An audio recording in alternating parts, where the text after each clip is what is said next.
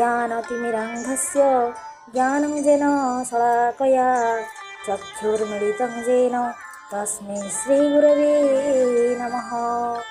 श्रीमद्भगवद्गीता द्वितीय अध्याय साङ्ख्ययोगः।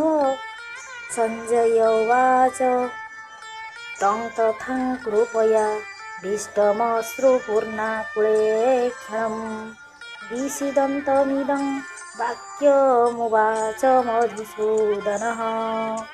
ସଞ୍ଜୟ କହିଲେ, ଅର୍ଜୁନଙ୍କୁ କରୁଣାର୍ଦ୍ର ଅଶ୍ରୁପୂର୍ଣ୍ଣ ଚକ୍ଷୁ ଓ ବିଷାଦଗ୍ରସ୍ତ ଦେଖି ଶ୍ରୀକୃଷ୍ଣ ଏହିପରି କହିଥିଲେ। ଶ୍ରୀ ଭଗବାନ ଉବାଚ କୂଟସ୍ତ୍ୱାକସ୍ମଳଭିଦଂ ବିଷମେ ସମୁପସ୍ଥିତम् ଅନାର୍ଯ୍ୟଜୁଷ୍ଟମସ୍ୱର୍ଗ୍ୟମକୀର୍ତ୍ତିକରମର୍ଜୁନଃ। ଶ୍ରୀ ଭଗବାନ କହିଲେ, ହେ ଅର୍ଜୁନ, ଏପରି ବିଷମ ସମୟରେ ତୁମର ଏ ମୋହ କାହିଁକି ଉପସ୍ଥିତ ହେଲା? ମୋହ ଅନାର୍ଯ୍ୟ ଜନଚିତ ସ୍ୱର୍ଗ ପ୍ରାପ୍ତିରେ ବାଧାଦାୟକ ଓ ଅକୀର୍ତ୍ତିକର ଅଟେ। କ୍ଳୈବ୍ୟମାସ୍ମଗମଃ ପାର୍ଥ ନୈତତ୍ତ୍ୱୟୋପପଦ୍ୟତେ କ୍ଷୁଦ୍ରଂ ହୃଦୟ ଦୌର୍ବଲ୍ୟଂ ତ୍ୱକ୍ତୋକ୍ତ ତିଷ୍ଠ ପରନ୍ତପଃ। ହେ ପାର୍ଥ, ତୁମେ ନପୁଂସକ ପରି ଆଚରଣ କର ନାହିଁ। ଏହା ତୁମ୍ଭ ଉପରେ ଉପଯୁକ୍ତ ହେଉନାହିଁ। ତୁମେ ହୃଦୟର ଏହି ତୁଚ୍ଛ ଦୁର୍ବଳତା ତ୍ୟାଗ କରି ଯୁଦ୍ଧ କରିବା ଲାଗି ଉଠ। ଅର୍ଜୁନ ଉବାଚ କଥଂ ଭୀଷ୍ମମହଂ ସଂଖ୍ୟେ ଦ୍ରୋଣଂ ଚ ମଧୁସୂଦନ ଇଷୁଭିଃ ପ୍ରତିଯୋତ୍ସ୍ୟାମି ପୂଜାର୍ହାବରିଷୂଦନ। ଅର୍ଜୁନ କହିଲେ, ହେ ମଧୁସୂଦନ, ମୁଁ କିପରି ଯୁଦ୍ଧରେ ଭୀଷ୍ମ ଓ ଦ୍ରୋଣଙ୍କ ପ୍ରତି ଶରପ୍ରୟୋଗ କରିବି? ସେମାନେ ପରା ମୋର ପୂଜ୍ୟ ବ୍ୟକ୍ତି। ଗୁରୁନ୍ ହତ୍ୱା ହି ମହାନୁଭାବାନ୍ ଶ୍ରେୟୋ ଭୋକ୍ତୁଂ ଭୈକ୍ଷମପିହ ଲୋକେ ହତ୍ୱାର୍ଥକାମାଂସ୍ତୁ ଗୁରୁନୈହୈବ ଭୁଞ୍ଜୀୟ ଭୋଗାନ୍ ରୁଧିର ପ୍ରତିଗଧାନ୍। ମହାନୁଭାବ ଗୁରୁମାନଙ୍କୁ ହତ୍ୟା ନ କରି ବରଂ ଭିକ୍ଷାନ୍ନ ଖାଇ ବଞ୍ଚି ରହିବା ଶ୍ରେୟସ୍କର ଅଟେ। ଯଦିଓ ଏହି ଗୁରୁଜନମାନେ ଅର୍ଥଲୋଭୀ, ତଥାପି ଏମାନଙ୍କୁ ମାରିଲେ ରକ୍ତଲିପ୍ତ ଭୋଗ ଐଶ୍ୱର୍ଯ୍ୟ ଭୋଗ କରିବାକୁ ହେବ। ଭୀଷ୍ମ, ଦ୍ରୋଣ ପ୍ରଭୃତି ଗୁରୁଜନମାନେ ଜାଣିଥିଲେ ଯେ ଦୁର୍ଯ୍ୟୋଧନ ଅନ୍ୟାୟରେ ଓ ଲୋଭର ବଶବର୍ତ୍ତୀ ହୋଇ ଏ ଯୁଦ୍ଧ କରୁଛି। ତଥାପି ସେମାନେ ଦୁର୍ଯ୍ୟୋଧନର ଅନ୍ନ ଖାଉଥିବାରୁ ଯୁଦ୍ଧରେ ତା ପକ୍ଷରେ ଅବତୀର୍ଣ୍ଣ ହୋଇଥିଲେ। ନ ଚୈତଦ୍ବିଦ୍ମଃ କତରୋନ୍ନ ଗରୀୟୋ ଯଦ୍ବା ଜୟେମ ଯଦି ବା ନ ଜୟେୟୁଃ ଜାନବେ ହତ୍ୱା ନ ଜିଜୀବିଷାମ ସ୍ତେବସ୍ଥିତା ପ୍ରମୁଖେ ଧାର୍ତ୍ତରାଷ୍ଟ୍ରଃ। ଯୁଦ୍ଧ କରିବା, ଯୁଦ୍ଧ ନ କରିବା, ଏ ଦୁଇଟି ମଧ୍ୟରୁ କେଉଁଟି ଆମ ପକ୍ଷରେ ଭଲ ତାହା ଆମ୍ଭେ ଜାଣୁନା। ସେହିପରି ଆମେ ଜୟ କରିବୁ କି ସେମାନେ ଜୟ କରିବେ ଏ କଥା ମଧ୍ୟ ଜାଣୁନା। ଯେଉଁମାନଙ୍କୁ ମାରି ଆମ୍ଭେମାନେ ବଞ୍ଚି ରହିପାରିବୁ ନାହିଁ, ସେହି ଧୃତରାଷ୍ଟ୍ରଙ୍କ ପୁତ୍ରମାନେ ଆମ ସହିତ ଯୁଦ୍ଧ କରିବାକୁ ଆମ ଆଗରେ ଠିଆ ହୋଇଛନ୍ତି। କାର୍ପଣ୍ୟ ଦୋଷୋପହତ୍ ସ୍ୱଭାବଃ ପୃଚ୍ଛାମି ତ୍ୱାଂ ଧର୍ମସମ୍ମୂଢ଼ଚେତାଃ ଯଚ୍ଛେୟସ୍ୟାନଶ୍ଚିତ୍तं ବ୍ରୁହି ତନ୍ମେ ଶିଷ୍ୟୋସ୍ତେହଂ ସାଧିମାଂ ତ୍ୱାଂ ପ୍ରପନ୍ନମ୍। ମୁଁ କରୁଣାରେ ଅଭିଭୂତ ହୋଇଯାଇଥିବାରୁ ଧର୍ମ ସମ୍ପର୍କରେ ମୋର ମୋହଜାତ ହୋଇଛି। ମୁଁ ତୁମ୍ଭର ଶିଷ୍ୟ, ତୁମର ଶରଣାପନ୍ନ ହୋଇଛି। ମୋର ଯାହା ନିଶ୍ଚିତ ରୂପେ ମଙ୍ଗଳଜନକ ହେବ ତାହାହିଁ କୁହ, ମୋତେ ଉପଦେଶ ଦିଅ। ନ ହି ପ୍ରପଶ୍ୟାମି ମମାପନ୍ୟୁଦ୍ୟାଦ୍ যচ্ছেকমুচ্ছ্বসনমিন্দ্রিয়াणाम् অবাপ্য ভূমাবসপতন্মৃধং ରାଜ୍ୟଂ ସୁରାଣାମପି ଚାଧିପତ୍ୟମ୍। ପୃଥିବୀରେ ନିଷ୍କଣ୍ଟକ ଧନଧାନ୍ୟ ପରିପୂର୍ଣ୍ଣ ରାଜ୍ୟ ପାଇଲେ ବା ଦେବତାମାନଙ୍କର ଅଧିକାର ପାଇଲେ ବି ସ୍ୱଜନବୋଧ କାରଣରୁ ଉତ୍ପନ୍ନ ହେଉଥିବା ମୋ ଇନ୍ଦ୍ରିୟମାନଙ୍କର ପୀଡ଼ାଦାୟକ ଶୋକ ଦୂର ହେବ ନାହିଁ। ସଞ୍ଜୟ ଉବାଚ ଏବମୁକ୍ତ୍वा ହୃଷୀକେଶଂ ଗୁଡ଼ାକେଶः ପରଂ ତପଃ ନ ଜ୍ୟୋତିଷ ଇତି ଗୋବିନ୍ଦମୁକ୍ତ୍वा ତୃଷ୍ଣିଂ ବଭୂବଃ। ସଞ୍ଜୟ କହିଲେ, ନିଦ୍ରା ଆଳସ୍ୟ ଜୟ କରିଥିବା ଶତ୍ରୁମାନଙ୍କୁ ଭୟ ପ୍ରଦାନ କରୁଥିବା ଅର୍ଜୁନ ହୃଷୀକେଶଙ୍କୁ ପୂର୍ବପରି କହି ଏବଂ ମୁଁ ଯୁଦ୍ଧ କରିବି ନାହିଁ କହି ଚୁପ୍ ହୋଇ ବସି ରହିଲେ। ତମୁବାଚ ହୃଷୀକେଶଃ ପ୍ରହସନ୍ନିବ ଭାରତଃ ସେନୟୋରୁଭୟୋର୍मध्ये ବିଷୀଦନ୍ତମିଦଂ ବଚଃ। ହେ ଭାରତ, ଉଭୟ ସେନା ମଧ୍ୟରେ ବିଷଣ୍ଣ ହୋଇ ବସି ରହିଥିବା ସେହି ଅର୍ଜୁନଙ୍କୁ ହୃଷୀକେଶ ହସି ହସି ଏହିପରି କହିଲେ। ଅଷ୍ଟମ ଶ୍ଲୋକରେ ଅର୍ଜୁନ ଭଗବାନଙ୍କୁ ମୁଁ ତୁମର ଶିଷ୍ୟ ଶରଣାଗତ, ମୋତେ ଉପଦେଶ ଦିଅ କହିଥିଲେ ହେଁ ଭଗବାନଙ୍କଠାରୁ କିଛି ଶୁଣିବା ପୂର୍ବରୁ ପୁଣି କହିଲେ ଯୁଦ୍ଧ କରିବି ନାହିଁ। ଅର୍ଜୁନଙ୍କର ଏପରି ଅବସ୍ଥା ଦେଖି ଭଗବାନଙ୍କୁ ହସ ଲାଗିବା ସ୍ୱାଭାବିକ ଅଟେ। ଶ୍ରୀ ଭଗବାନ ଉବାଚ ଅଶୋଚ୍ୟାନନ୍ୟଂ ଶୋଚସ୍ତ୍ୱଂ ପ୍ରଜ୍ଞାବାଦାଂଶ୍ଚ ଭାଷସେ ଗଣଶୂନଗତାଂଶ୍ଚ ନାନୋ ଶୋଚନ୍ତି ପଣ୍ଡିତାଃ। ଶ୍ରୀ ଭଗବାନ ହସି ହସି କହିଲେ, ଯେଉଁମାନଙ୍କ ଲାଗି ଶୋକ କରିବା ଉଚିତ ନୁହେଁ ସେମାନଙ୍କ ଲାଗି ତୁମେ ଶୋକ କରୁଛ, ଅଥଚ ପଣ୍ଡିତଙ୍କ ପରି ବଡ଼ ବଡ଼ କଥା କହୁଛ। କିନ୍ତୁ ପଣ୍ଡିତମାନେ ମୃତ ବ୍ୟକ୍ତି ବା ଜୀବିତ ବ୍ୟକ୍ତି କାହାରି ପାଇଁ ଶୋକ କରନ୍ତି ନାହିଁ। ନ ତ୍ୱେବାହଂ ଜାତୁନାଶଂ ନ ତ୍ୱଂ ନେମ ଜନାଧିପାଃ ନ ଚୈବ ନ ଭବିଷ୍ୟାମଃ ସର୍ବେ ବୟମତଃ ପରମ୍। ମୁଁ, ତୁମେ ବା ଏହି ରାଜାମାନେ ପୂର୍ବରୁ କେବେ ନଥିଲେ ବା କେବେ ଭବିଷ୍ୟତରେ ନଥିବା ତାହା ମଧ୍ୟ ଠିକ୍ ନୁହେଁ। ଆମ୍ଭେ ସମସ୍ତେ ପୂର୍ବେ ଥିଲେ ଏବଂ ଭବିଷ୍ୟତରେ ମଧ୍ୟ ଜନ୍ମଲାଭ କରିଥିବା। ଦହିନୋऽସ୍ମିନ୍ ଯଥା ଦେହେ କୌମାରଂ ଯୌବନଂ ଜରା ତଥା ଦେହାନ୍ତର ପ୍ରାପ୍ତିର୍ଧୀର ତତ୍ର ନ ମୁହ୍ୟତି। ଦେହୀ ବା ଜୀବାତ୍ମାର ଏ ଦେହରେ କୌମାର, ଯୌବନ ଓ ଜରା ଅବସ୍ଥା ପରେ ଦେହାନ୍ତର ପ୍ରାପ୍ତି ମଧ୍ୟ ଆଉ ଏକ ଅବସ୍ଥା ଆସେ। ଏଣୁ ମୃତ୍ୟୁରେ ବା ଦେହାନ୍ତରେ ପ୍ରାପ୍ତିରେ ପଣ୍ଡିତମାନେ ଶୋକ କରନ୍ତି ନାହିଁ। ମାତ୍ରା ସ୍ପର୍ଶାସ୍ତୁ କୌନ୍ତେୟ ଶୀତୋଷ୍ଣ ସୁଖ ଦୁଃଖଦାଃ ଆଗମାପାୟିନୋ ନିତ୍ୟାସ୍ତାଂ ସ୍ଥିତିକ୍ଷସ୍ୱ ଭାରତ। ହେ କୌନ୍ତେୟ, ଇନ୍ଦ୍ରିୟମାନଙ୍କ ସହିତ ସେମାନଙ୍କ ବିଷୟର ସଂଯୋଗରୁ ଶୀତ ଉଷ୍ଣ ସୁଖ ଦୁଃଖ ଉତ୍ପନ୍ନ ହୋଇଥାଏ। ଶୀତ ଉଷ୍ଣ ସୁଖ ଦୁଃଖ ପ୍ରଭୃତି ଆସନ୍ତି ପୁଣି ଚାଲିଯାଆନ୍ତି, ଏମାନେ ଅସ୍ଥାୟୀ। ତୁମେ ଏସବୁକୁ ସହ୍ୟ କର ହେ ଅର୍ଜୁନ। ଆକାଶର ମାତ୍ରା ଶବ୍ଦ, ଏହି ଶବ୍ଦ ନାନା ପ୍ରକାର ଧ୍ୱନି ଶୁଣି କାନ ଆକୃଷ୍ଟ କରେ। ବାୟୁର ମାତ୍ରା ସ୍ପର୍ଶ, ଏହି ସ୍ପର୍ଶକୁ ଚର୍ମ ଅନୁଭବ କରେ ଓ ତହିଁରେ ନାନା ବିକାରର ସୃଷ୍ଟି ହୁଏ। ତେଜର ମାତ୍ରା ରୂପ, ଏହି ରୂପକୁ ଦେଖି ଚକ୍ଷୁ ଭାବ ବିହ୍ୱଳ ହୁଏ।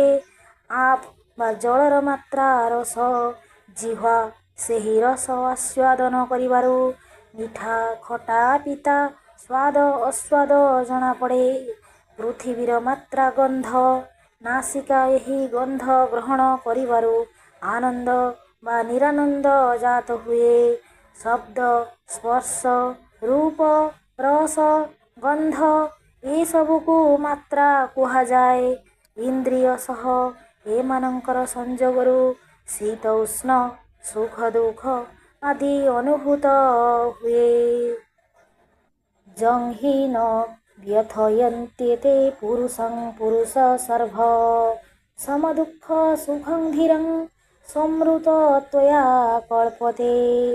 ହେ ପୁରୁଷ ଶ୍ରେଷ୍ଠ ଅର୍ଜୁନ, ଏହି ଇନ୍ଦ୍ରିୟ ସହିତ ବିଷୟର ସଂଯୋଗ ସବୁ ଅନୁଭବ କରି ମଧ୍ୟ ଯେଉଁ ବ୍ୟକ୍ତି ବ୍ୟଥିତ ହୁଅନ୍ତି ନାହିଁ, ଅର୍ଥାତ୍ ସୁଖ ଦୁଃଖ ପ୍ରଭୃତି ସମ ପରିସ୍ଥିତିରେ ସମାନ ଭାବରେ ଅବସ୍ଥାନ କରନ୍ତି, ସେହି ବ୍ୟକ୍ତି ଧୀର ଓ ଜ୍ଞାନୀ ଅଟନ୍ତି ଏବଂ ସେ ଅମୃତତ୍ୱ ବା ମୋକ୍ଷ ଲାଭର ଉପଯୁକ୍ତ ହୁଅନ୍ତି। ନାସତ୍ ବିଦ୍ୟତେ ଭାବୋ ନାଭାବୋ ବିଦ୍ୟତେ ସତଃ ଉଭୟୋରପି ଦୃଷ୍ଟୋନ୍ତସ୍ତନୟୋସ୍ତତ୍ୱଦର୍ଶିଭିଃ।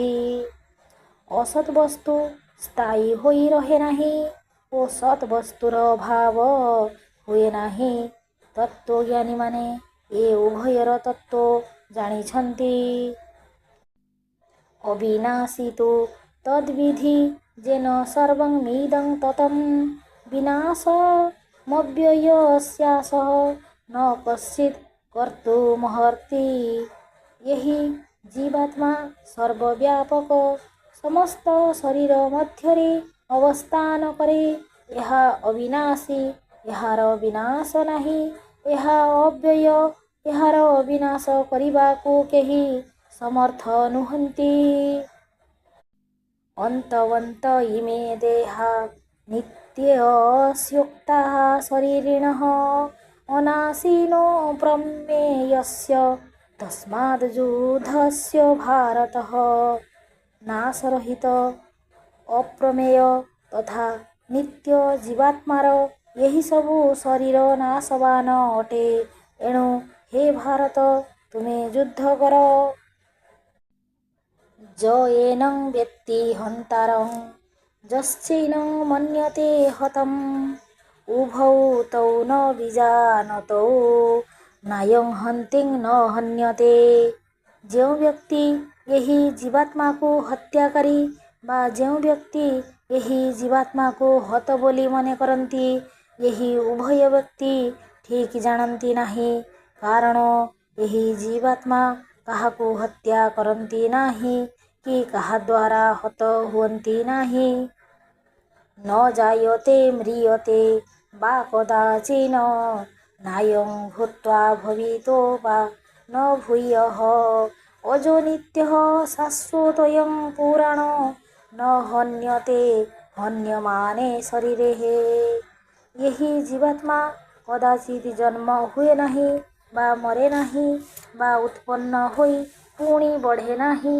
ଏହା ଅଜ, ନିତ୍ୟ, ଶାଶ୍ୱତ, ପୁରାଣ ଓ ପୁରାତନ ସୃଷ୍ଟି ଆରମ୍ଭରୁ ଅଛି। ଶରୀର ମରିଗଲେ ବି ଏହି ଜୀବାତ୍ମା ମରେ ନାହିଁ। ଅର୍ଥାତ୍ ଏହି ଜୀବାତ୍ମା ଜନ୍ମ ହୁଏ ନାହିଁ, ସର୍ବଦା ରହିଅଛି। ସନାତନ ଓ ଚିରସ୍ଥାୟୀ ସୃଷ୍ଟି ପୁରାତନ ଆରମ୍ଭରୁ ରହିଅଛି। ବେଦାବିନାଶିନଂ ନିତ୍ୟଂ ଯେଏନମଜମବ୍ୟୟଂ କଥଂ ସ ପୁରୁଷଃ ପାର୍ଥ କଂ ଘାତୟତି ହନ୍ତିକଂ। ହେ ପାର୍ଥ, ଯେଉଁ ପୁରୁଷ ଏହି ଜୀବାତ୍ମାକୁ ବିନାଶ ରହିତ, ନିତ୍ୟ, ଅଜ, ଅବ୍ୟୟ ବୋଲି ଜାଣନ୍ତି, ସେହି ପୁରୁଷ କିପରି କାହାକୁ ମାରିବେ ବା କାହାଦ୍ୱାରା ହତ ହେବେ। ବାଂଶାଂସି ଜୀର୍ଣ୍ଣାନି ଯଥା ବିହାୟ ନବାନି ଗୃହ୍ଣନ୍ତି ନରୋପରାଣି ତଥା ଶରୀରାଣି ବିହାୟ ଜୀର୍ଣ୍ଣାନ୍ୟନ୍ୟାନି ସଞ୍ଜାତି ନବାନି ଦେହି। ଯେପରି ମନୁଷ୍ୟ ଚିରା ଲୁଗାକୁ ଫୋପାଡ଼ି ଦେଇ ଅନ୍ୟ ନୂଆ ଲୁଗା ପିନ୍ଧେ, ସେହିପରି ଜୀବାତ୍ମା ପୁରୁଣା ଶରୀରକୁ ତ୍ୟାଗ କରି ଅନ୍ୟ ନୂତନ ଶରୀରକୁ ଯାଏ। ନୈନଂ ଛିନ୍ଦତି ଶାସ୍ତ୍ରାଣୀ ନୈନଂ ଦହତି ପାବକଃ ନ ଚୈନଂ କ୍ଲେଦୟନ୍ତୋऽପ୍ୟ ନ ଶୋଷୟତି ମାରୁତଃ। ଏହି ଜୀବାତ୍ମାକୁ ଅସ୍ତ୍ରଶସ୍ତ୍ର କାଟିପାରନ୍ତି ନାହିଁ, ଅଗ୍ନି ପୋଡ଼ିପାରେ ନାହିଁ, ଜଳ ଓଦା କରିପାରେ ନାହିଁ, ବାୟୁ ଶୁଖାଇ ପାରେ ନାହିଁ। अच्छेद्यो यो मदाह्यो यम क्रोधो स्वस्य एव च नित्य सर्वगतः स्थाणुरचोळयं सनातनः। निस्सन्देह यही जीवात्मा अच्छेद्य, अदाह्य, अक्लेद्य ଓ ଅଶ୍ୱସ୍ୟ ଅଟେ।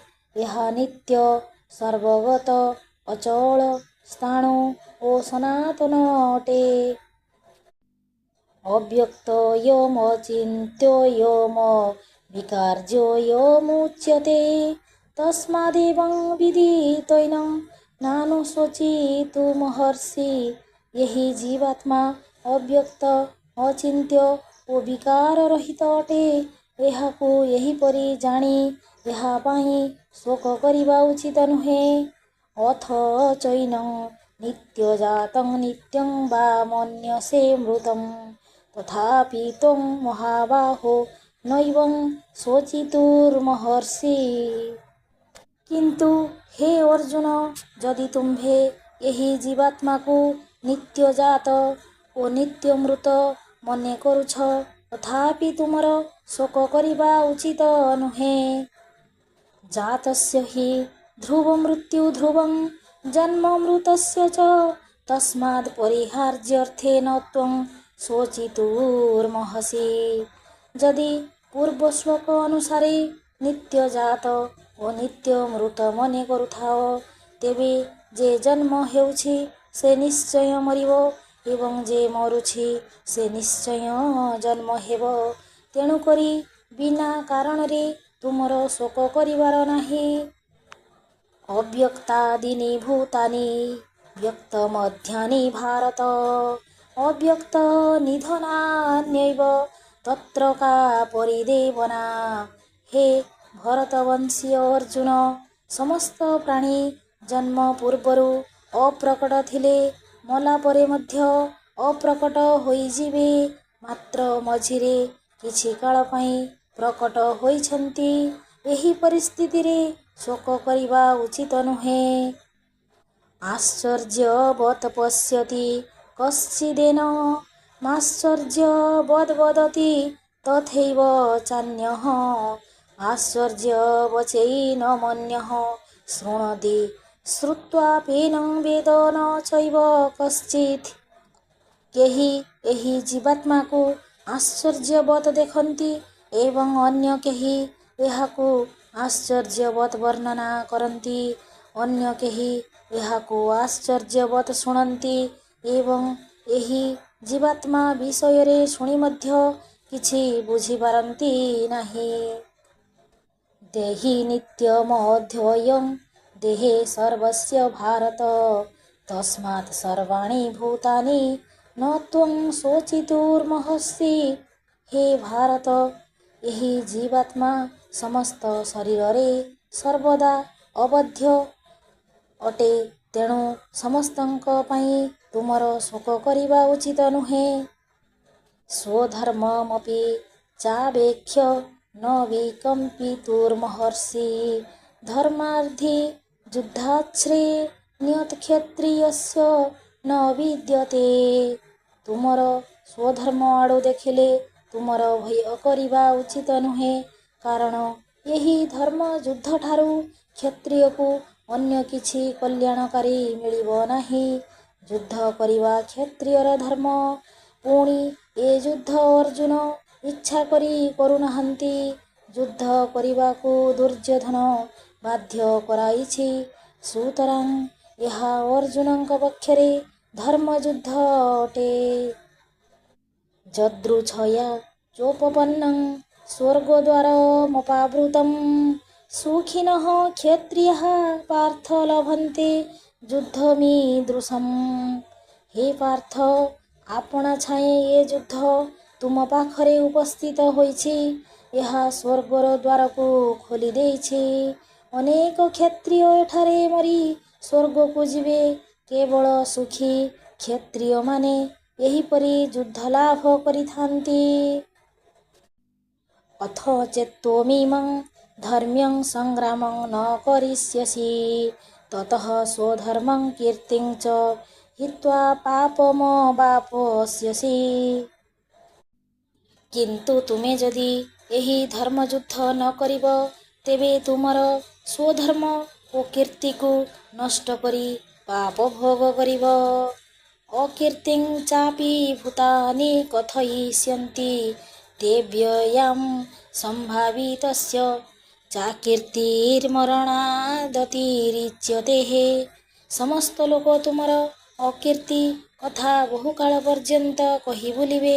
ମାନନୀୟ ବ୍ୟକ୍ତିଙ୍କର ଅପକୀର୍ତ୍ତି ମରଣକୁ ବଳିଯିବ। ଭୟାଦ୍ରଷାଦୃପରତଂ ମ୍ୟଂମଂସ୍ୟନ୍ତେ ତ୍ୱାଂ ମହାରଥାଃ ଯେଷାଂ ଚ ତ୍ୱଂ ମହୂମତୋ ଭୂତ୍ୱା ଯାସ୍ୟସି ଲାଘବମ୍। ଯେଉଁମାନଙ୍କ ପାଖରେ ତୁମେ ବହୁତ ସମ୍ମାନିତ ହୋଇଅଛ, ସେହିମାନଙ୍କ ପାଖରେ ତୁମେ ହୀନତା ପ୍ରାପ୍ତ ହେବ। ତୁମେ ଭୟରେ ରଣତ୍ୟାଗ କଲ ବୋଲି ମହାରଥୀମାନେ ମନେ କରିବେ। ଅବାଚ୍ୟବାଦାଂଶ୍ଚ ବହୂନ ବଦିଷ୍ୟନ୍ତି ତବାହିତାଃ ନିନ୍ଦନ୍ତସ୍ତବ ସାମର୍ଥ୍ୟଂ ତତୋ ଦୁଃଖତରଂ ନୁ କିମ୍। ତୁମର ଶତ୍ରୁମାନେ ତୁମର ଶକ୍ତି ସାମର୍ଥ୍ୟକୁ ନିନ୍ଦା କରି ବହୁ କୁକଥା କହିବେ। ଏହାଠାରୁ ଅଧିକ ଦୁଃଖ ଆଉ କ'ଣ ହୋଇପାରେ? ହତୋ ବା ପ୍ରାପ୍ୟସ୍ୟସି ସ୍ୱର୍ଗଂ ଜିତ୍ୱା ବା ଭୋକ୍ଷ୍ୟସେ ମହୀମ୍। ତସ୍ମାଦୁତ୍ତିଷ୍ଠ କୌନ୍ତେୟ ଯୁଦ୍ଧାୟ କୃତନିଶ୍ଚୟଃ। ଯୁଦ୍ଧରେ ମଲେ ସ୍ୱର୍ଗ ଲାଭ କରିବ, ଜିତିଲେ ରାଜ୍ୟ ଭୋଗ କରିବ। ତେଣୁ ହେ କୌନ୍ତେୟ, ଯୁଦ୍ଧ କରିବାକୁ ନିଶ୍ଚୟ କରି ଉଠ। ସୁଖ ଦୁଃଖେ ସମେ କୃତ୍ୱା ଲାଭାଲାଭୌ ଜୟାଜୟୟୋ ତତୋ ଯୁଦ୍ଧାୟ ଯୁଜ୍ୟସଃ ନୈବଂ ପାପମବାପସ୍ୟସି। ଜୟ ପରାଜୟ, ଲାଭ କ୍ଷତି ତଥା ସୁଖ ଦୁଃଖକୁ ସମାନ ମନେକରି ଯୁଦ୍ଧ ନିମିତ୍ତ ପ୍ରସ୍ତୁତ ହୁଅ। ଏପରି ଯୁଦ୍ଧ କଲେ ତୁମେ ପାପ ପ୍ରାପ୍ତ ହେବ ନାହିଁ। ଏଷା ତେ ଭିହିତୋ ସାଂଖ୍ୟେ ବୁଦ୍ଧିର୍ଯୋଗେତ୍ତିମାଂ ଶୃଣୁ। ବୁଦ୍ଧ୍ୟା ଯୁକ୍ତୋ ଜୟା ପାର୍ଥ କର୍ମବନ୍ଧଂ ପ୍ରହାସ୍ୟସି। ହେ ପାର୍ଥ, ଏହି ଜ୍ଞାନ ଯୋଗ ସମ୍ବନ୍ଧରେ କୁହାଗଲା, କିନ୍ତୁ କର୍ମଯୋଗ ସମ୍ବନ୍ଧରେ ଏବେ ଶୁଣ। କର୍ମଯୋଗରେ ତୁମେ କର୍ମର ବନ୍ଧନକୁ ସର୍ବଦା ନଷ୍ଟ କରିପାରିବ। ନେହାଭିକ୍ରମୋ ନାଶୋऽସ୍ତି ପ୍ରତ୍ୟବାୟୋ ନ ବିଦ୍ୟତେ ସ୍ୱଳ୍ପମପ୍ୟସଧର୍ମସ୍ୟ ତ୍ରାୟତେ ମୋହୋତ୍ ଭୟାତ୍। ଏହି କର୍ମଯୋଗରେ ଆରମ୍ଭ କରାଯାଇଥିବା କର୍ମର ଫଳ ନାଶ ଯାଏ ନାହିଁ, ପରନ୍ତୁ କର୍ମଫଳର ଦୋଷ ନଥାଏ। ଏହି କର୍ମଯୋଗର ଅତି ଅଳ୍ପ ଆଚରଣ ମଧ୍ୟ ମହାଭୟ ଜନ୍ମ ମୃତ୍ୟୁରୁ ରକ୍ଷା କରେ। ସଂସାରରେ ବାରମ୍ବାର ଜନ୍ମ ବଡ଼ ଦୁଃଖଦାୟକ, ଏଣୁ ଏହାକୁ ମହାଭୟ କୁହାଯାଏ। ବ୍ୟବସାୟାତ୍ମିକ ବୁଦ୍ଧିରେଃ କେହ କୁରୁ ନନ୍ଦନ ବହୁଶାଖା ହ୍ୟନସ୍ତାଂଶ୍ଚ ବୁଦ୍ଧୟୋ ବ୍ୟବସାୟିନାମ୍। ହେ କୁରୁନନ୍ଦନ ଅର୍ଜୁନ, ଏହି କର୍ମଯୋଗରେ ନିଶ୍ଚୟାତ୍ମିକା ବୁଦ୍ଧି ଏକ ଅଟେ। ଅସ୍ଥିର ବିଚାରଯୁକ୍ତ ବିବେକହୀନ ସକାମ ବ୍ୟକ୍ତିମାନଙ୍କର ବୁଦ୍ଧି ବହୁ ଶାଖାଯୁକ୍ତ ଓ ଅନନ୍ତ। ସକାମ ବ୍ୟକ୍ତିମାନେ ସର୍ବଦା ଅସ୍ଥିରଚିତ୍ତ ହୋଇଥାନ୍ତି, ଏଣୁ ତାଙ୍କ ବୁଦ୍ଧିକୁ ବହୁ ଶାଖାଯୁକ୍ତ ଓ ଅନନ୍ତ କୁହାଯାଇଛି। ଜାମିମାଂ ପୁଷ୍ପିତାଂ ବାଚଂ ପ୍ରବଦ୍ୟନ୍ତ ବିପଶ୍ଚିତାଃ ବେଦବାଦରତାଃ ପାର୍ଥ ନାନ୍ୟଦସ୍ତିତି ବାଦିନଃ। ହେ ପାର୍ଥ, ଅବିବେକୀ ମନୁଷ୍ୟମାନେ ବେଦର କର୍ମକାଣ୍ଡରେ ବର୍ଣ୍ଣିତ ସକାମ କର୍ମ ପ୍ରତି ଆକୃଷ୍ଟ ହୋଇ ସେହି ସକାମ କର୍ମଠାରୁ ଅନ୍ୟ କିଛି ଶ୍ରେଷ୍ଠ କର୍ମ ନାହିଁ ବୋଲି ନାନା ଶ୍ରୁତି ମଧୁର ବାକ୍ୟ କହିଥାନ୍ତି। କାମାତ୍ମାନଃ ସ୍ୱର୍ଗପରା ଜନ୍ମ କର୍ମ ଫଳପ୍ରଦାଂ କ୍ରିୟା ବିଶେଷ ବହୁଳାଂ ଭୋଗୈଶ୍ଚର୍ଯ୍ୟ ଗତିଂ ପ୍ରତି। ସାଂସାରିକ ସୁଖ ଭୋଗରେ ତନ୍ମୟ ହୋଇଥିବା ବ୍ୟକ୍ତିମାନେ ସ୍ୱର୍ଗ ହିଁ ପରମ ପ୍ରାପ୍ୟ ମନେ କରନ୍ତି। ସେମାନେ ଭୋଗ ଓ ଐଶ୍ୱର୍ଯ୍ୟ ପ୍ରତି ଆକୃଷ୍ଟ ହୋଇ ନାନା ପ୍ରକାର କର୍ମ କରିଥାନ୍ତି। ସେହି କର୍ମ ଫଳରୁ ସେମାନଙ୍କୁ ନାନା ଜନ୍ମ ମିଳିଥାଏ। ଭୋଗୈଶ୍ଚର୍ଯ୍ୟ ପ୍ରସକ୍ତାନାଂ ତୟାପହୃତ ଚେତସାଂ ବ୍ୟବସାୟାତ୍ମିକା ବୁଦ୍ଧି ସମାଧୌ ନ ବିଧୀୟତେ। ଭୋଗ ଓ ଐଶ୍ୱର୍ଯ୍ୟ ପ୍ରତି ଅତ୍ୟନ୍ତ ଆକୃଷ୍ଟ ହୋଇଥିବା ଓ ସେଥିରେ ନିଜର ଚିତ୍ତ ହଜେଇଥିବା ବ୍ୟକ୍ତିମାନଙ୍କର ପରମାତ୍ମାଙ୍କଠାରେ ନିଶ୍ଚୟାତ୍ମିକା ବୁଦ୍ଧି ସ୍ଥିର ହୁଏ ନାହିଁ। ତ୍ରୈଗୁଣ୍ୟ ବିଷୟା ବେଦା ନିସ୍ତ୍ରେୟ ଗୁଣ୍ୟ ଭବାର୍ଜୁନ ନିନ୍ଦୋର୍ଦ୍ୟନିଶ୍ଚତ୍ୱୟସ୍ତୋ ନିର୍ଯୋଗକ୍ଷମ ଆତ୍ମବାନ୍। ହେ ଅର୍ଜୁନ, ବେଦ ସବୁ ଉପଯୁକ୍ତ ପ୍ରକାରରେ ତିନି ଗୁଣର କାର୍ଯ୍ୟରୂପ ସମସ୍ତ ଭୋଗ ଓ ସେସବୁର ସାଧନ ପ୍ରତିପାଦନ କରନ୍ତି। ତୁମେ କିନ୍ତୁ ଏହି ଭୋଗ ସାଧନରେ ଆସକ୍ତି ଶୂନ୍ୟ, ସୁଖ ଦୁଃଖାଦି ଦ୍ୱନ୍ଦ୍ୱରହିତ, ସର୍ବଦା ସତ୍ତ୍ୱଗୁଣରେ ସ୍ଥିତ, ନିର୍ଯୋଗ କ୍ଷମ ଓ ଈଶ୍ୱରପରାୟଣ ହୁଅ। ଏଠାରେ ବେଦ କର୍ମକାଣ୍ଡ ଅର୍ଥରେ ବ୍ୟବହୃତ ପାଖରେ ନଥିବା ବସ୍ତୁ ପ୍ରାପ୍ତିରେ ଆଗ୍ରହକୁ ଯୋଗ ଓ ପାଖରେ ଥିବା ସମ୍ପତ୍ତିର ରକ୍ଷଣାବେକ୍ଷଣକୁ କ୍ଷମ କୁହାଯାଏ। ଏଣୁ ନିର୍ଯୋଗ କ୍ଷମର ଅର୍ଥ ହେଲା ତୁମ ପାଖରେ ନଥିବା ବସ୍ତୁର ପ୍ରାପ୍ତିରେ ଆଗ୍ରହୀ ଓ ଥିବା ବସ୍ତୁର ରକ୍ଷଣାବେକ୍ଷଣରେ ଆଗ୍ରହୀ ହୁଅ ନାହିଁ। ଯାବାନ୍ ଅର୍ଥ ଉଦ୍ବାନେ ସର୍ବତଃ ସମ୍ପ୍ଲୁତୋଦକେଃ ତାବାନ୍ ସର୍ବେଷୁ ବେଦେଷୁ ବ୍ରାହ୍ମଣସ୍ୟ ବିଜାନତଃ। ବିସ୍ତୀର୍ଣ୍ଣ ଜଳଭଣ୍ଡାର ପାଖରେ ଯେପରି କ୍ଷୁଦ୍ର ଜଳାଶୟର ପ୍ରୟୋଜନ ନଥାଏ, ତତ୍ତ୍ୱ ସହିତ ବ୍ରହ୍ମଙ୍କୁ ଜାଣିଥିବା ବ୍ୟକ୍ତିଙ୍କର ସେହିପରି ବେଦର କର୍ମକାଣ୍ଡରେ ପ୍ରୟୋଜନ ନଥାଏ। କର୍ମଣ୍ୟେବାଧିକାରସ୍ତେ ମା ଫଳେଷୁ କଦାଚନ ମା କର୍ମ ଫଳ ହେତୁର୍ଭୂମା ତେ ସଙ୍ଗୋऽସ୍ତ କର୍ମଣି। କର୍ମ କରିବାରେ ତୁମର ଅଧିକାର ଅଛି, ଫଳ ପାଇବାରେ ତୁମର ଅଧିକାର ନାହିଁ। କର୍ମ ଫଳରେ ତୁମର ଅଧିକାର ନଥିବାରୁ କର୍ମ ତ୍ୟାଗରେ ତୁମେ ଅଭିଳାଷୀ ହୁଅ ନାହିଁ। ଯୋଗସ୍ଥଃ କୁରୁ କର୍ମାଣି ସଙ୍ଗଂ ତ୍ୟକ୍ତ୍ବା ଧନଞ୍ଜୟ ସିଦ୍ଧ୍ୟସିଦ୍ଧ୍ୟौ ସମୋ ଭୂତ୍ୱା ସମତ୍ୱଂ ଯୋଗ ଉଚ୍ୟତେ। ହେ ଧନଞ୍ଜୟ, ଆସକ୍ତି ତ୍ୟାଗ କରି ସିଦ୍ଧି ଓ ଅସିଦ୍ଧିକୁ ସମାନ ମନେକରି ଅନ୍ତର୍ଯ୍ୟାମୀ ଆତ୍ମା ପରମାତ୍ମାଙ୍କଠାରେ ମନ ସଂଯୁକ୍ତ କରି କର୍ତ୍ତବ୍ୟ କର୍ମ ସବୁ କର। ଏହି ସମତ୍ୱକୁ ଯୋଗ କୁହାଯାଏ। ଦୂରେଣ ହ୍ୟବରଂ କର୍ମ ବୁଦ୍ଧିଯୋଗାତ୍ ଧନଞ୍ଜୟଃ ବୁଧୌ ଶରଣମନ୍ୱଚ୍ଛ କୃପଣାଃ ଫଳହେତବଃ। ହେ ଧନଞ୍ଜୟ, ବୁଦ୍ଧିଯୁକ୍ତ କର୍ମଯୋଗଠାରୁ ସାଧାରଣ ସକାମ କର୍ମ ନିକୃଷ୍ଟ ଅଟେ। ତେଣୁ ତୁମେ ବୁଦ୍ଧିଯୋଗର ଶରଣ ନିଅ। ଯେଉଁମାନେ ଫଳ ଆଶା କରି କର୍ମ କରନ୍ତି, ସେମାନେ ଦୟାର ପାତ୍ର ଅଟନ୍ତି। ବୁଦ୍ଧିଯୁକ୍ତୋ ଜହାତିହ उभे सुकृत दुष्कृते तस्मात् योगाय युज्यस्व योगः कर्मसु कौशलम्।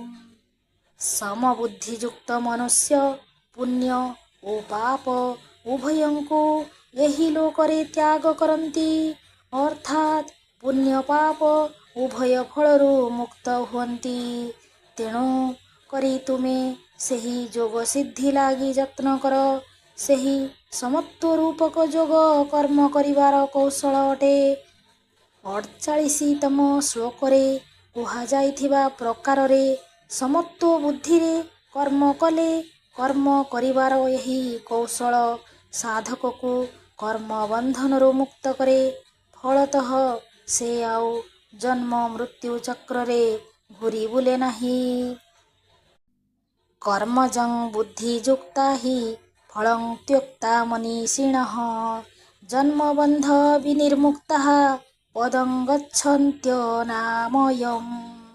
ସମତ୍ୱ ବୁଦ୍ଧିଯୁକ୍ତ ଜ୍ଞାନୀ ବ୍ୟକ୍ତିମାନେ କର୍ମରୁ ଉତ୍ପନ୍ନ ଫଳକୁ ତ୍ୟାଗ କରି ଜନ୍ମ ବନ୍ଧନରୁ ମୁକ୍ତ ହୁଅନ୍ତି ଏବଂ ପରମ ପଦ ମୋକ୍ଷକୁ ପ୍ରାପ୍ତ ହୁଅନ୍ତି। ଯଦା ତେ ମୋହ କଲ୍ଲିଳଂ ବୁଦ୍ଧିର୍ବ୍ୟବତିତରିଷ୍ୟତି ତଦା ଗନ୍ତାସି ନିର୍ବେଦଂ ଶ୍ରୋତବ୍ୟସ୍ୟ ଶ୍ରୁତସ୍ୟ ଚ। ହେ ଅର୍ଜୁନ, ଯେତେବେଳେ ତୁମର ବୁଦ୍ଧି ମୋହରୂପକ ଜଙ୍ଗଲକୁ ଅତିକ୍ରମ କରିଯିବ, ସେତେବେଳେ ତୁମେ ଏହି ଲୋକ ଓ ପରଲୋକର ସମସ୍ତ ଭୋଗ ଐଶ୍ୱର୍ଯ୍ୟ ବିଷୟରେ ଯାହା ଶୁଣିଛ ଓ ଭବିଷ୍ୟତରେ ଯାହା ଶୁଣିବ, ସେ ସମସ୍ତ ଭୋଗରେ ତୁମର ବୈରାଗ୍ୟ ଆସିଯିବ। ଶ୍ରୁତି ବିପ୍ରତିପନ୍ନା ତେ ଯଦା ସ୍ଥାସ୍ୟତି ନିଶ୍ଚଳା ସମାଧାବଚଳା ବୁଦ୍ଧିସ୍ତଦା ଯୋଗମବାପ୍ସ୍ୟସି। ଯେତେବେଳେ ଶୁଣିଥିବା କଥା ଛାଡ଼ି ତୁମର ବୁଦ୍ଧି ସ୍ଥିର ହୋଇଯିବ, ସେତେବେଳେ ସମାଧି ବା ପରମାତ୍ମାଙ୍କଠାରେ ତୁମର ଅଚଳା ବୁଦ୍ଧି ଜାତ ହେବ। ଅର୍ଜୁନ ଉବାଚ ସ୍ଥିତପ୍ରଜ୍ଞସ୍ୟ କା ଭାଷା ସମାଧିସ୍ଥସ୍ୟ କେଶବ ସ୍ଥିତଧି କିଂ ପ୍ରଭାସେତ କିମାସୀତ ବ୍ରଜେତ କିମ୍। ଅର୍ଜୁନ ପଚାରିଲେ, ହେ କେଶବ, ସମାଧିରେ ସ୍ଥିତ ପରମାତ୍ମାଙ୍କୁ ପ୍ରାପ୍ତ ହୋଇଥିବା ସ୍ଥିର ବୁଦ୍ଧି ପୁରୁଷଙ୍କର ଲକ୍ଷଣ କ'ଣ? ସ୍ଥିତପ୍ରଜ୍ଞ କିପରି କଥାବାର୍ତ୍ତା କରନ୍ତି, କିପରି ବାସ କରନ୍ତି ଏବଂ କିପରି ଚଳପ୍ରଚଳ ହୁଅନ୍ତି? ଶ୍ରୀ ଭଗବାନ ଉବାଚ ପ୍ରଜହାତି ଯଦା କାମାନ୍ ସର୍ବାନ୍ ପାର୍ଥ ମନୋଗତାନ୍ ଆତ୍ମନୈବାତ୍ମନା ତୁଷ୍ଟଃ ସ୍ଥିତପ୍ରଜ୍ଞସ୍ତଦୋଚ୍ୟତେ। ଶ୍ରୀ ଭଗବାନ କହିଲେ, ହେ ପାର୍ଥ, ଯେତେବେଳେ ଏହି ସାଧକ ମନରେ ବସା ବାନ୍ଧିଥିବା ରହିଥିବା ସମସ୍ତ କାମନା ବାସନାକୁ ତ୍ୟାଗ କରିଦିଅନ୍ତି ଏବଂ ନିଜ ଅନ୍ତର୍ଯ୍ୟାମୀ ଆତ୍ମାଙ୍କଠାରେ ମନ ଲଗାଇ ସନ୍ତୁଷ୍ଟ ରହନ୍ତି, ସେତେବେଳେ ତାଙ୍କୁ ସ୍ଥିତପ୍ରଜ୍ଞ ବା ସ୍ଥିର ବୁଦ୍ଧିଯୁକ୍ତ ବିଶିଷ୍ଟ କୁହାଯାଏ। ଦୁଃଖେଷୁନୁଦ୍ବିଗ୍ନମନଃ ସୁଖେଷୁ ବିଗତ ସ୍ପୃହ ବିତରାଗ ଭୟ କ୍ରୋଧ ସ୍ଥିତଧୀର୍ମୁନିରୁଚ୍ୟତେ। ଦୁଃଖ ପ୍ରାପ୍ତ ହେଲେ ବିଚଳିତ ହୁଅ ନାହିଁ। ସୁଖ ପ୍ରାପ୍ତିରେ ସର୍ବଦା ନିସ୍ପୃହ ରହନ୍ତି। ରାଗ, ସ୍ନେହ, ଭୟ ଓ କ୍ରୋଧକୁ ତ୍ୟାଗ କରିଥିବା ସେହି ସାଧକଙ୍କୁ ସ୍ଥିର ବୁଦ୍ଧି ମୁନି କୁହାଯାଏ।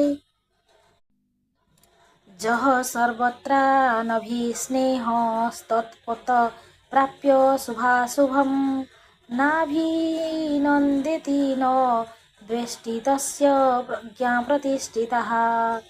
ଯେଉଁ ବ୍ୟକ୍ତି ସର୍ବତ୍ର ଅନୁରାଗ ଶୂନ୍ୟ, ଶୁଭ ବସ୍ତୁ ବା ବ୍ୟକ୍ତିର ସଂଯୋଗରେ ଆନନ୍ଦିତ ହୁଅନ୍ତି ନାହିଁ, ଅଶୁଭ ବସ୍ତୁ ବା ବ୍ୟକ୍ତିର ସଂଯୋଗରେ ଦ୍ୱେଷ କରନ୍ତି ନାହିଁ, ତାଙ୍କର ପ୍ରଜ୍ଞା ପ୍ରତିଷ୍ଠିତ ହୋଇଅଛି, ଅର୍ଥାତ୍ ସେ ସ୍ଥିତପ୍ରଜ୍ଞ। ଯଦା ସଂହରତେ ଚାୟଂ କୁର୍ମୋऽଙ୍ଗାନିବ ସର୍ବଶା ଇନ୍ଦ୍ରିୟାଣି ଇନ୍ଦ୍ରିୟାର୍ଥେଭ୍ୟସ୍ତ୍ୟ ପ୍ରଜ୍ଞା ପ୍ରତିଷ୍ଠିତଃ। କୁର୍ମ ଯେପରି ବିପଦର ଆଶଙ୍କା କରି ତାର ସମସ୍ତ ଅଙ୍ଗକୁ ଖୋଳ ଭିତରେ ପୂରାଇ ଦିଏ, ସେହିପରି ନିଜର ଇନ୍ଦ୍ରିୟମାନଙ୍କୁ ଯେ ସେମାନଙ୍କ ବିଷୟରୁ ସହଜରେ ପ୍ରତ୍ୟାହାର କରି ନେଇ ପାରନ୍ତି, ତାଙ୍କର ପ୍ରଜ୍ଞା ପ୍ରତିଷ୍ଠିତ ହୋଇଅଛି। ବିଷୟା ବିନିର୍ବର୍ତ୍ତନ୍ତେ ନିରାହାରସ୍ୟ ଦେହିନଃ ରସବର୍ଜ ରସୋପସ୍ୟ ପରଂ ଦୃଷ୍ଟ୍ୱା ନିବର୍ତ୍ତନ୍ତେ। ଅନାହାର କ୍ଳିଷ୍ଟ ବ୍ୟକ୍ତି ଇନ୍ଦ୍ରିୟମାନଙ୍କ ଦ୍ୱାରା ବିଷୟ ଗ୍ରହଣରେ ଅସମର୍ଥ ହୁଏ, ମାତ୍ର ତାର ସାଂସାରିକ ବିଷୟ ପ୍ରତି ଆସକ୍ତି ନିବୃତ୍ତ ହୁଏ ନାହିଁ। କିନ୍ତୁ ସ୍ଥିତପ୍ରଜ୍ଞ ସାଧନ ପରମାତ୍ମାଙ୍କ ଦର୍ଶନ ଲାଭ ଯୋଗୁଁ ବିଷୟ ଆସକ୍ତି ତ୍ୟାଗ କରିଥାନ୍ତି। ଯତୋ ହ୍ୟପି କୌନ୍ତେୟ ପୁରୁଷସ୍ୟ ବିପଶ୍ଚିତଃ ଇନ୍ଦ୍ରିୟାଣି ପ୍ରମାଥିନି ହରନ୍ତି ପ୍ରସଭଂ ମନଃ। ହେ କୌନ୍ତେୟ, ଇନ୍ଦ୍ରିୟମାନେ ପୀଡ଼ାଦାୟକ ଅଟନ୍ତି। ଯତ୍ନଶୀଳ ବିବେକୀ ପୁରୁଷଙ୍କର ମନକୁ ମଧ୍ୟ ଏହି ଇନ୍ଦ୍ରିୟମାନେ ବଳପୂର୍ବକ ହରଣ କରିଥାନ୍ତି। ତାନି ସର୍ବାଣି ସଂଯମ୍ୟ ଯୁକ୍ତ ଆସୀତଃ ମତ୍ପରଃ ବସେହି ଯସ୍ୟେନ୍ଦ୍ରିୟାଣि ତସ୍ୟ ପ୍ରଜ୍ଞା ପ୍ରତିଷ୍ଠିତଃ। ସମସ୍ତ ଇନ୍ଦ୍ରିୟମାନଙ୍କୁ ସଂଯତ କରି ପରମାତ୍ମାଙ୍କଠାରେ ମନକୁ ସମାହିତ କରି ମୋତେ ପରମ ଆଶ୍ରୟ ରୂପେ ଗ୍ରହଣ କରି ଅବସ୍ଥାନ କରୁଥିବା ବ୍ୟକ୍ତି ସ୍ଥିତପ୍ରଜ୍ଞ ଅଟନ୍ତି। ଧ୍ୟାୟୋତ ବିଷୟାନ୍ ପୁଂସଃ ସଙ୍ଗସ୍ତେଷୁପଜାୟତେ ସଙ୍ଗାତ୍ ସଞ୍ଜାୟତେ କାମଃ କାମାତ୍ କ୍ରୋଧୋऽଭିଜାୟତେ।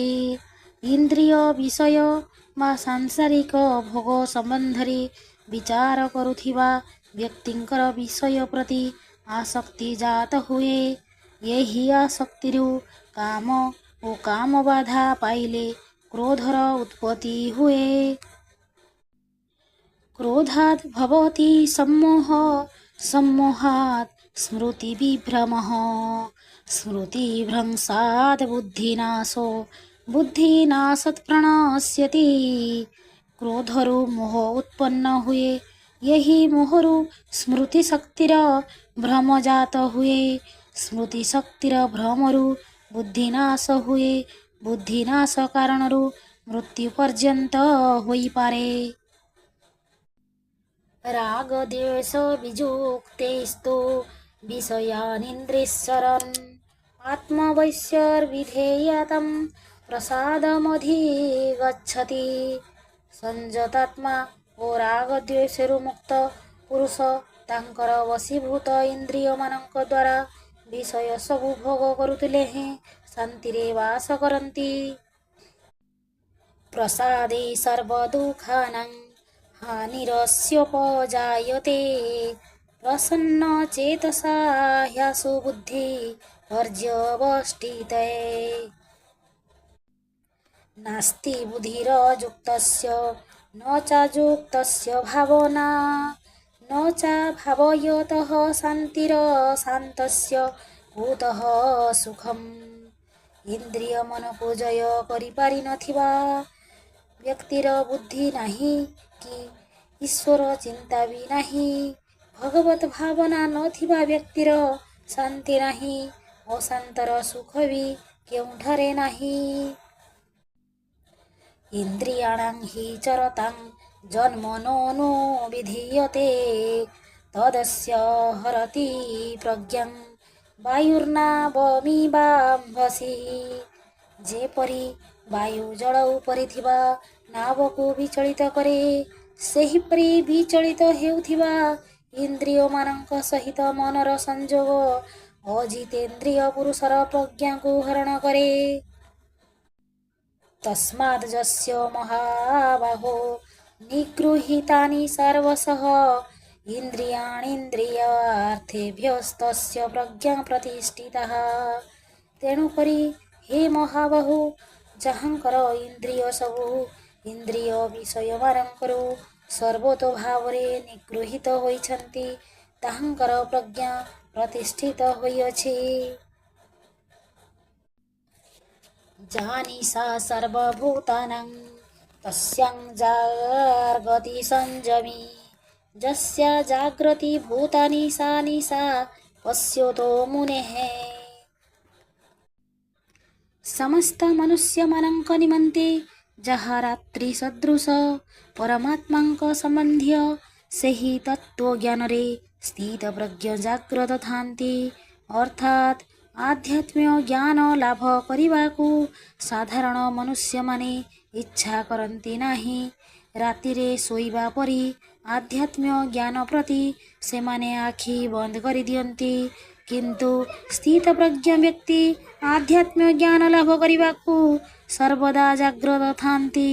ସାଧାରଣ ମନୁଷ୍ୟମାନେ ସାଂସାରିକ ବିଷୟ ଭୋଗ ପ୍ରତି ଜାଗ୍ରତ ଥିବାବେଳେ ଆତ୍ମଜ୍ଞାନୀ ମନନଶୀଳ ମୁନି ବ୍ୟକ୍ତିମାନେ ସେଥିପ୍ରତି ଆଖି ବୁଜି ଦିଅନ୍ତି। ସାଂସାରିକ ଭୋଗ ସେମାନଙ୍କୁ ରାତ୍ରି ସଦୃଶ ଅନ୍ଧାର ଦିଶେ। ଆପୂର୍ଯ୍ୟମାଣମଚଳ ପ୍ରତିଷ୍ଠଂ ସମୁଦ୍ରମାପଃ ପ୍ରବିଶନ୍ତି ଯଦ୍ବତ୍ ତଦ୍ବତ୍ କାମାଜଂ ପ୍ରବିଶନ୍ତି ସର୍ବେ ସ ଶାନ୍ତିମାପ୍ନୋତି ନ କାମକାମୀ। ନଦୀମାନଙ୍କର ଜଳ ଅଗାଧ ସମୁଦ୍ରରେ ପ୍ରବେଶ କଲେ ବି ସମୁଦ୍ରରେ କୌଣସି ଜଳସ୍ତର ବୃଦ୍ଧି ସୃଷ୍ଟି ହୁଏ ନାହିଁ। ସେହିପରି ସମସ୍ତ ସାଂସାରିକ ଭୋଗ ସ୍ଥିତପ୍ରଜ୍ଞଙ୍କ ଠାରେ ପ୍ରବେଶ କଲେ ବି ତାଙ୍କର ଶାନ୍ତି ବିଘ୍ନିତ ହୁଏ ନାହିଁ। କିନ୍ତୁ କାମନା ବିଳାସୀ ପକ୍ଷରେ ଏହା ବିପରୀତ ଫଳ ହୋଇଥାଏ। ବିହାୟ କାମାନ ଯଃ ସର୍ବାନ ପୁଂଶ୍ଚରତି ନିଃସ୍ପୃହଃ ନିର୍ମମୋ ନିରହଙ୍କାରଃ ସ ଶାନ୍ତିମଧିଗଚ୍ଛତି। ଯେଉଁ ବ୍ୟକ୍ତି ସମସ୍ତ କାମନାକୁ ତ୍ୟାଗ କରି ଅହଂତା ମମତା ଶୂନ୍ୟ ଓ ସ୍ପୃହାହୀନ ହୋଇ ବିଚରଣ କରନ୍ତି, ସେହି ବ୍ୟକ୍ତି ଶାନ୍ତିକୁ ପ୍ରାପ୍ତ ହୁଅନ୍ତି। ଏଷା ବ୍ରାହ୍ମୀ ସ୍ଥିତିଃ ପାର୍ଥ ନୈନାଂ ପ୍ରାପ୍ୟମମୁହ୍ୟତି ସ୍ଥିତସ୍ୟାମନ୍ତକାଳେପି ବ୍ରହ୍ମ ନିର୍ବାଣମୃଚ୍ଛତି। ହେ ପାର୍ଥ, ଏହା ହେଉଛି ବ୍ରହ୍ମଙ୍କୁ ଲାଭ କରିଥିବା ପୁରୁଷଙ୍କ ସ୍ଥିତି। ଏପରି ଲାଭ କରିଥିବା ବ୍ୟକ୍ତି ଆଦୌ ମୋହିତ ହୁଅନ୍ତି ନାହିଁ ବା ମୋହର ବଶବର୍ତ୍ତୀ ହୁଅନ୍ତି ନାହିଁ।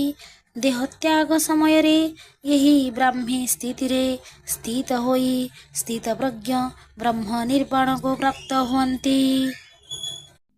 ଓଂ ତତ୍ସତ୍ ଇତି ଶ୍ରୀମଦ୍ଭଗବଦ୍ଗୀତାସୂପନିଷତ୍ସୁ ବ୍ରହ୍ମବିଦ୍ୟାୟାଂ ଯୋଗଶାସ୍ତ୍ରେ ଶ୍ରୀକୃଷ୍ଣ ଅର୍ଜୁନ ସଂବାଦେ ସାଂଖ୍ୟଯୋଗୋ ନାମ ଦ୍ୱିତୀୟୋଧ୍ୟାୟଃ। ଏହି ସାଂଖ୍ୟ ଯୋଗରେ ଆମେ ପ୍ରଥମରୁ 72 ଶ୍ଲୋକର ବ୍ୟାଖ୍ୟା ସହିତ ଅନୁବାଦନ କରିଲେ। ଏହି ସାଂଖ୍ୟ ଯୋଗ ଅଧ୍ୟାୟର ଶିକ୍ଷା ଆସନ୍ତୁ ଏବେ ଜାଣିବା। ସ୍ୱଜନ, ଗୁରୁଜନ ଓ ହିତାକାଂକ୍ଷୀମାନେ ମଧ୍ୟ ପରିସ୍ଥିତିର ବଶବର୍ତ୍ତୀ ହୋଇ ତୁମର ବିରୋଧ କରିପାରନ୍ତି। ଜଗଦ୍ଗୁରୁଙ୍କ ଶରଣାପନ୍ନ ହେଲେ ସମସ୍ତ ଜ୍ଞାନ ଲାଭ କରାଯାଇପାରେ। ଦେହ ଓ ଆତ୍ମାକୁ ମିଶାଇ ଜୀବ ସୃଷ୍ଟି ହୋଇଛି। ଦେହର ଜନ୍ମ, କୌମାର, ଯୌବନ ଓ ଜରା ଅବସ୍ଥା ପରି ମୃତ୍ୟୁ ମଧ୍ୟ ଏକ ଅବସ୍ଥା। ଆତ୍ମା ରହିବା ପାଇଁ ଦେହ ଅନୁପଯୁକ୍ତ ହେଲେ ଆତ୍ମା ଅନ୍ୟ ନୂତନ ଶରୀରକୁ ଯାଏ।